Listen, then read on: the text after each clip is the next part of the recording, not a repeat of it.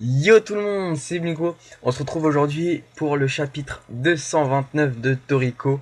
Buranchi contre l'immortalité, son adversaire qui est immortel, qu'on le sait depuis un ou deux scans déjà. Alors, le scan commence déjà très fort parce que Buranchi se fait directement mettre à terre.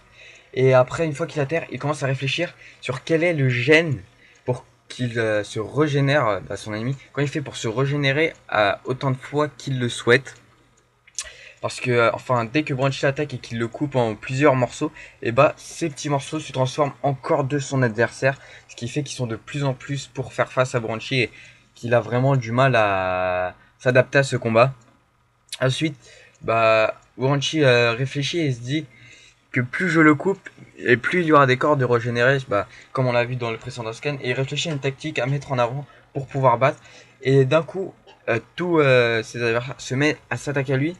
Il saute et il fait une attaque d'électricité sur tout le monde, mais on voit que ça ne les affecte pas parce qu'il lui dit que sa régénération par rapport à son électricité est au-dessus parce que les volts ne sont pas assez puissants pour l'en empêcher. Et ensuite, son adversaire l'attaque directement, il lui dit c'est ta limite de ton électricité, en disant que c'est trop fait par rapport à lui. Et ensuite, son adversaire fait directement une remarque à Buranchi. Il lui dit que tu ne peux pas créer d'électricité à partir de rien. C'est exact. Il a dit tu as besoin d'une source d'électricité de l'extérieur pour pouvoir l'amplifier et le faire venir de ton corps pour faire une attaque surpuissante. Et c'est là qu'on apprend en fait que Buranchi a des batteries d'électricité qui sont dans sa nuque directement.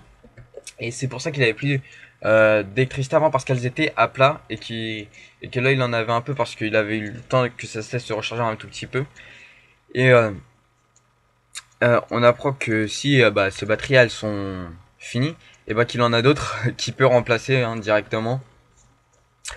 Mais son adversaire lui dit clairement que sa résistance est trop puissante par rapport au volt, comme je vous l'ai dit, parce que on voit qu'il saigne mais il ne meurt pas. On a l'impression qu'il ne sent pas les blessures, ce qui est vraiment fort. Et là, son adversaire pète directement un câble parce que Branchi lui dit qu'il a des batteries qu'il utilise uniquement pour les occasions spéciales, donc pour les combats où peut-être qu'il est mis en difficulté, parce que comme on le voit, il est mis en difficulté Branchi. Et là, son adversaire, comme je l'ai dit, il pète un câble, il dit tu ne comprends rien du tout.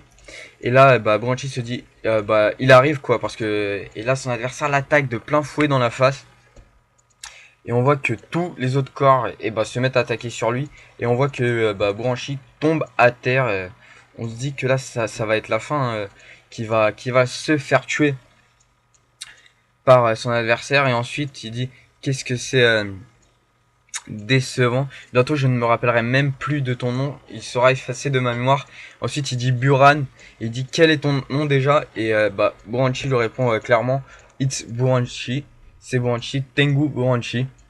Et là, on voit une grosse source d'électricité qui sort de son corps. Et son adversaire se dit comment ça se fait qu'il y a autant d'électricité. Et là, Buranchi lui dit tu as raison. Mon électricité, il a une limite. Et qu'il a besoin d'une source extérieure pour générer ce pouvoir. Et que les batteries, c'est juste une petite chose pour qu'il ait un peu d'électricité. Et là, on apprend en fait que Buranchi peut générer du pouvoir grâce au vent, grâce à l'eau, grâce au feu et grâce au soleil. En gros, Buranchi peut créer de l'électricité comme il le veut en fait, parce que il peut utiliser toutes les ressources naturelles de la terre. Il peut utiliser le vent pour faire de l'électricité, il peut utiliser du feu pour faire de l'électricité, le soleil, la pluie, l'eau. En fait, tout, à partir de tout, il peut créer de l'électricité et c'est là où il peut.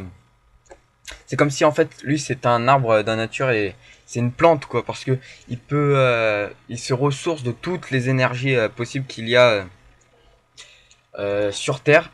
Et là, et là, enfin non, excusez-moi, c'est Branchi. Il peut convertir toutes les énergies de l'extérieur, comme je vous l'ai dit, en électricité. Et là, son adversaire commence à douter parce qu'il dit son niveau d'électricité, il est beaucoup plus puissant que tout à l'heure.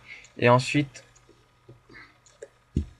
il le remercie parce qu'il peut, parce qu'après avoir réfléchi à comment marchaient les gènes de régénération de son adversaire, il a pu apprendre à régénérer son électricité grâce à toutes les ressources et il peut en faire une tonne de pouvoir. Alors là, la dernière fois il avait fait une attaque à 1 million de volts, alors je pense que là, maintenant il va avoir une, euh, une puissance incommensurable parce que ça va être super puissant.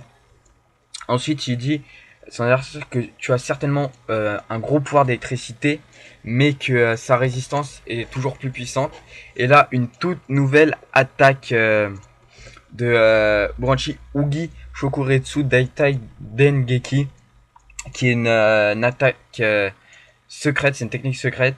Et c'est en fait c'est un gros tonnerre d'électricité qui s'abat sur le corps principal et tous les autres corps. Et on voit que son adversaire dit que sa résistance n'est pas assez forte pour pouvoir résister à ça. Et on voit que son corps continue à être je sais, électrifié parce que ça s'arrête pas parce qu'il y avait tellement une tonne de pouvoir. Et là il dit qu'il peut se régénérer autant qu'il veut, autant que nécessaire, mais on voit juste que Banshee lui dit il sait tout ça, mais que cette attaque il ne pourra pas la contrer. Et en fait Banshee a fait exprès de couper en plusieurs fois son adversaire pour qu'il se régénère en plusieurs parties. Comme ça sa résistance à l'électricité diminuera, parce que plus ils sont et plus ça diminuera. Et là il a fait une attaque assez puissante pour tous les mettre en difficulté. Et là Banshee il se retourne, il part et il dit que derrière l'immortalité il y a